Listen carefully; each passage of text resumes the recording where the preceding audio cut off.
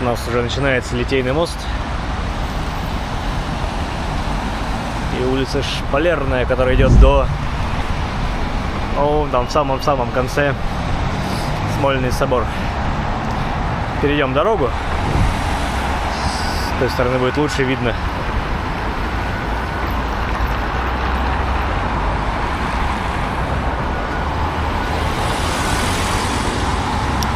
Надо понимать, что как раз вот особняки все строились по правую руку, вот вдоль Шпалерной, а слева застройки не было никакой. Скажем так, это была первая береговая линия с видом на Неву.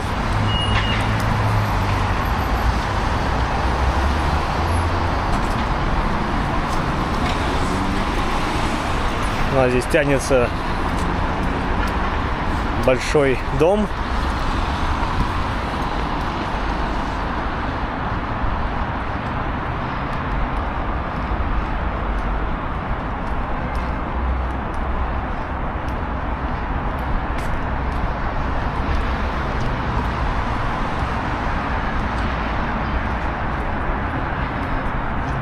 Ну да, большой дом, действительно большой, занимает целый квартал между Шпалерной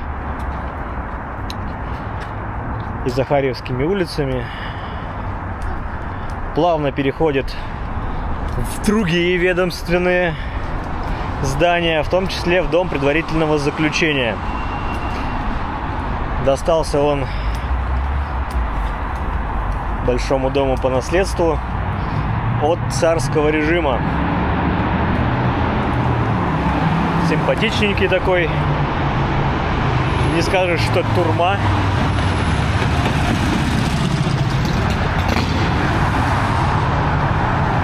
И, кстати, в нем провел 2 года Ленин. Его камера под номером 193 музеифицирована. Он здесь сейчас находится СИЗО.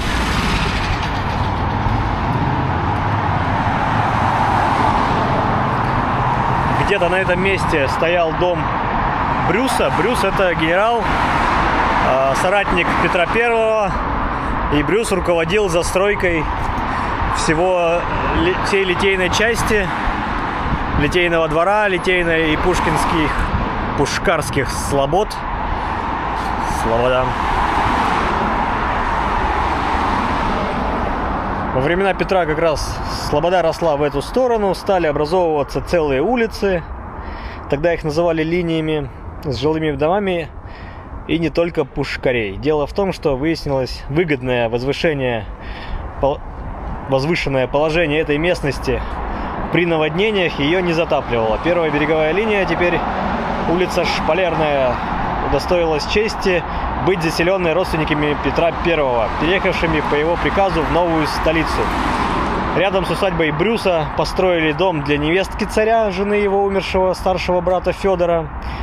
Царица Марфа Матвеевна была сестрой адмирала Федора Апраксина. И после ее смерти дом перешел к нему, а он отдал его под шпалерную мануфактуру. Собственно, отсюда и название улицы Шпалерная. Шпалеры тогда то модные были, то опять не модные, то снова модные, но мастер мог делать качественную шпалеру там площадью 1 квадратный метр целый год. Нынешнее здание перестроено, то есть мы говорим об этом в середине 19 века под нужды царского конвоя. Что здесь сейчас, неведомо, но скорее всего имеет единое предназначение.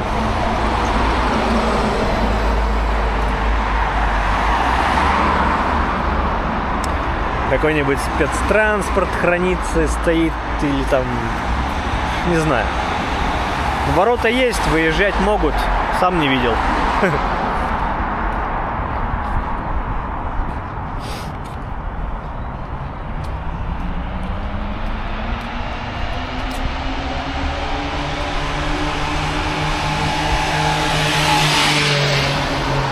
Рядом с домом Марфы Апраксиной стоял дом второй невестки Петра, вдовы его брата Иоанна, Прасковьи Федоровны Салтыковой, матери будущей императрицы Анны Иоанновны. На месте ее дома тоже перестроенное здание в конце 18 века. Здесь разместились каретные мастерские, а затем придворовое экипажное конюшенное ведомство.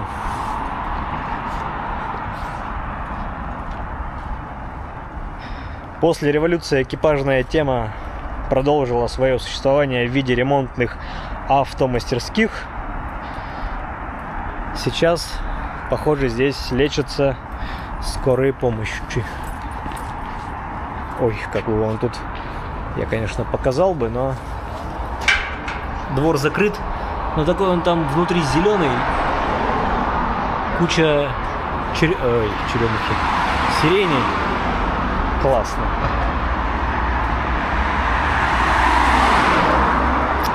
Дальше на Царской улице стоял дворец царевича Алексея, после смерти которого устроили питейное производство медов и квасов.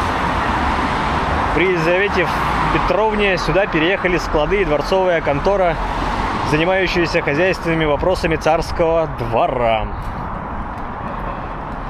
За 200 лет на этом месте сменялись разные постройки, в том числе доходные дома.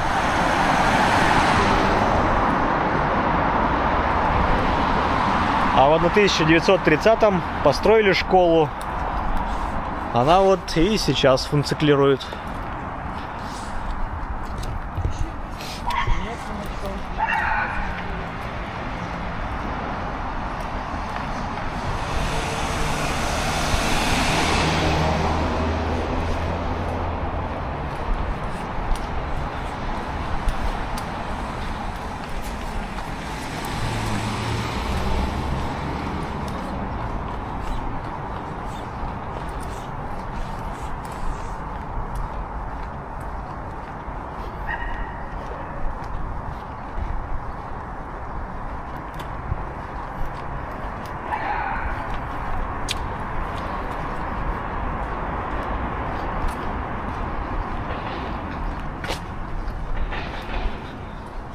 Так, владелицей следующего участка и дворца на нем была младшая сестра Петра I, царевна Наталья Алексеевна.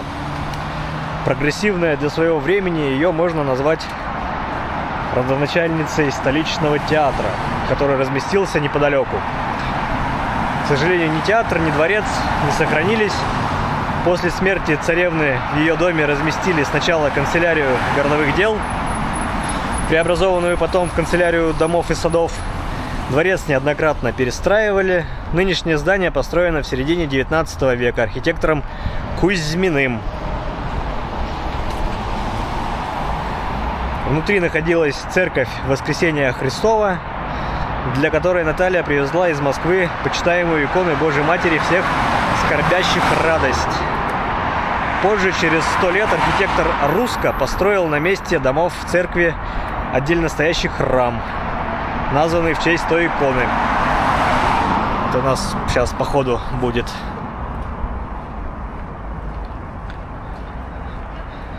Так вот, церковь была Воскресения Христова, и проспект Чернышевского ранее носил наименование Воскресенского, да, проспекта.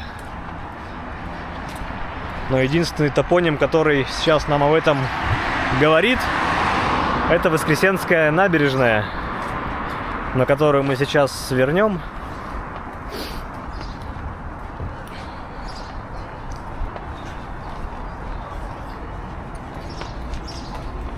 Вообще, прогулка вокруг станции метро Чернышевская, она здесь вот буквально в 5 минутах. Есть отдельное видео, где мы тут петляем по улочкам, так что посмотрите, ссылочку прикреплю.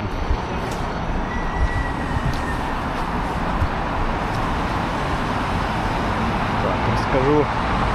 Внутри зал не совсем обычный, более напоминает древнеримский храм-ротонду с ионическими колоннами по внутреннему диаметру.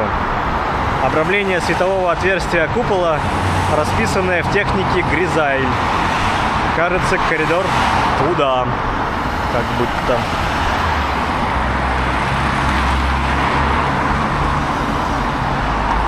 Вообще изначально здесь даже не проспект, не дорога, здесь канал был при Петре.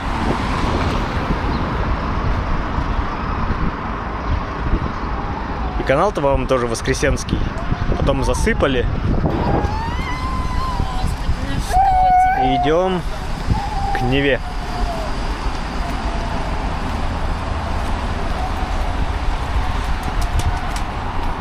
На Неве сегодня ветрено. Впрочем, как и всегда.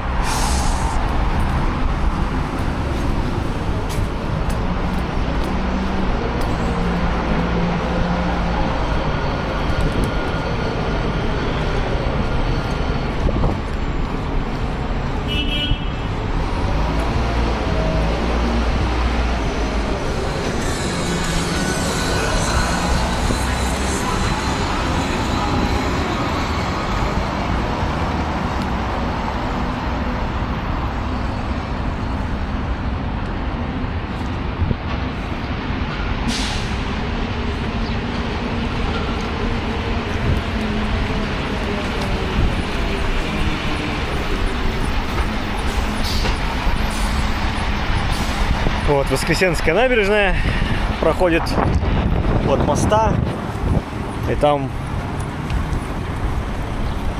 до Большеохтинского, наверное, моста.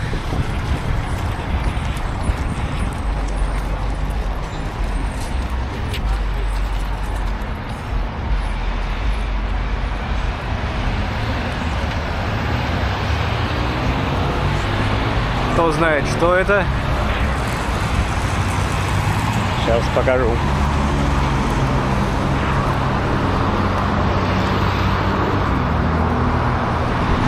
Что? Нет надписи. Короче, Полтава.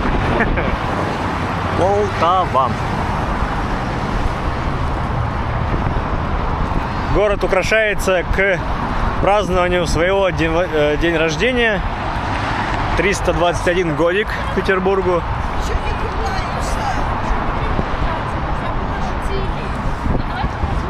Через Неву у нас кресты. Арсенальная набережная. Арсенал там туда переехал. Изначально, до того, как здесь появился мост, был деревянный наплывной. Как раз отсюда, от Воскресенского проспекта и прямиком на Михайловскую улицу. После его сняли, мост, он уплыл в район Летнего сада. Здесь временно возвели еще опять новый. Ну и он простоял до того, как построили Литейный мост. А вот Полтава. Первый российский 54-пушечный линейный корабль, построенный в Санкт-Петербурге по проекту мастера Федосея Скляева. При участии Петра I, спущенную на воду в 1712 году. Вот так. Вот такая моя корявенькая с читанием по подсказкам экскурсия. Не экскурсия, я не вожу экскурсии, я гуляю. Прогулка по Литейной части, по Литейному проспекту. Собственно, теперь вы знаете, что не только по Невскому можно ходить, но и по Литейному проспекту. Всех обнял, приобнял. Всех благ. Лайки, подписки. Пока.